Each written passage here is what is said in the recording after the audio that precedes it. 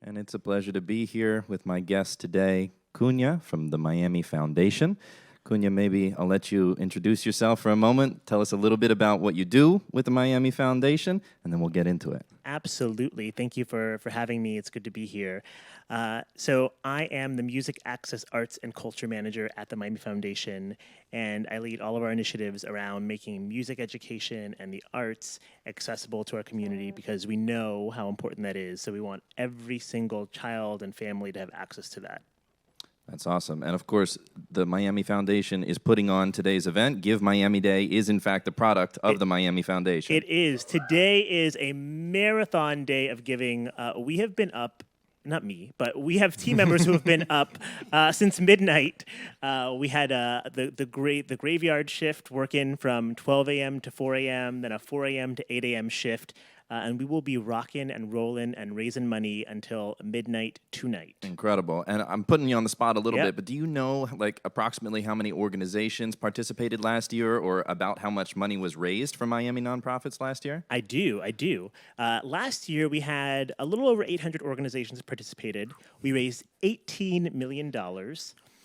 This year, we have, I think, 975 organizations who are registered. And I think for us, like, obviously, like, we want to raise more than $18 million this year, but it's important for us to increase the number of donors because the more people that we have giving, the more individuals who are giving on this day, the more organizations are supported. So that's our Absolutely. goal is getting more people given on this day. And on that note, I just want to mention real quick, if you are considering donating for the first time, right now we actually have a match from Daniel Lewis, one of the main philanthropists behind the Music Access Fellowship, which we'll Yes. talk about soon. And Daniel has decided to sponsor today for Young Musicians Unite, I believe for some other organizations as well. Yeah. And he is giving us a one-to-one match for every single new donor up to $1,000. So if you're considering donating for the first time, know that your donation is going to go twice as far if you donate today. Yeah. So Kunya, let's talk a little bit about the Music Access Fellowship. This is a project under the umbrella of the Miami Foundation, and I want to hear from your perspective kind of what the goal of this fellowship is and what the current activities are. Just kind of get us up to speed so far. Yeah, so the Music Access, Music Access Miami was born from the fellowship, but like the iteration started with a question, and it was Dan Lewis asking like, what would it take to make music education accessible to every single student in our community? And so the product was the Music Access Fellowship, where he brought together all these organizations to work together, and he's like, I'm going to give you money to do things, but there are two caveats. Caveat number one is you have to submit something in collaboration with another organization. Because so often what we were seeing was that sometimes organizations are working in silos, and so like, how do we begin to like get organizations out of their silos and start working together? And then caveat number two is it has to be big. It has to be systemic. Like, how do we begin to really, really address some of the issues at the root of the barriers to music education? So he brought together this group of like incredible leaders. I was fortunate to be a part of that one-year fellowship in 2019, and we worked together, we traveled together, we learned together, and then after 1 year, like the biggest takeaway was, it's going to take more than these 19 folks. It's going to take more than these 6 pilot collaborations. And so that's when it evolved into what it is now at the Miami Foundation, Music Access Miami, and our 3 initiatives, the Miami Gardens Music Alliance, our ecosystem mapping with Miami-Dade County Public Schools, and then strengthening the Music Access Network.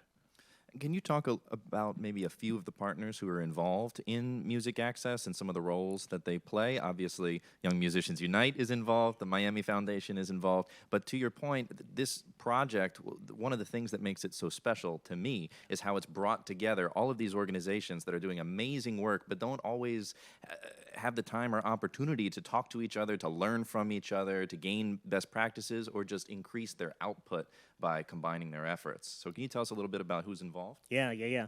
I'll give you 2 examples. So in Miami Gardens, we brought together this like, I keep wanting to curse. I'm not going to curse, I promise. This incredible group of... It's a family broadcast. I know.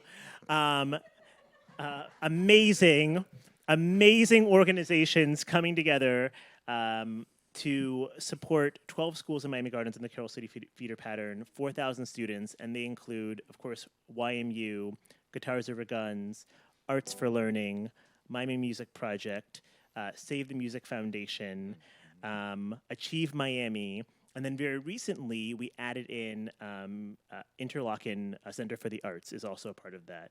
And so these 7 organizations are creating this ecosystem of learning and education so that from pre-K all the way to 12th grade, every student has access.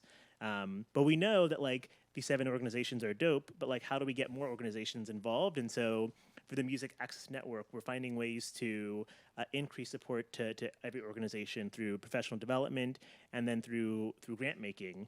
So we actually just finished our first mini grant session where 10 small grassroots organizations from Brownsville all the way to Florida City are getting some grant opportunities as well as some professional development. So we're trying to. I didn't even get know it about all. that. Yeah. That's great. That's Yeah. really cool. And what's if you have to think a little bit about like the future of music access? This probably started touching on it already, but you know, are we looking at different areas in Miami? Are we looking at different organizations being a part of this, or is this just going to stay right there in the Miami Gardens area and continue to service that neighborhood only?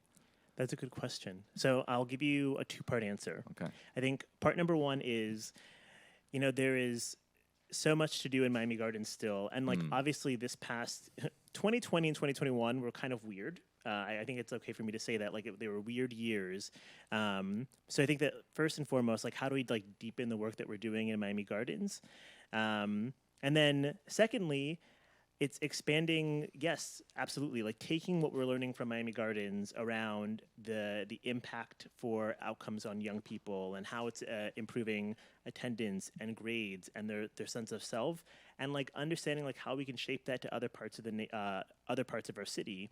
And I'll say the last thing is, with the ecosystem map, where we're mapping out where there's programming, where there are gaps, I think that's going to really help us understand like where the need is and how we can work collectively to address those gaps. Absolutely.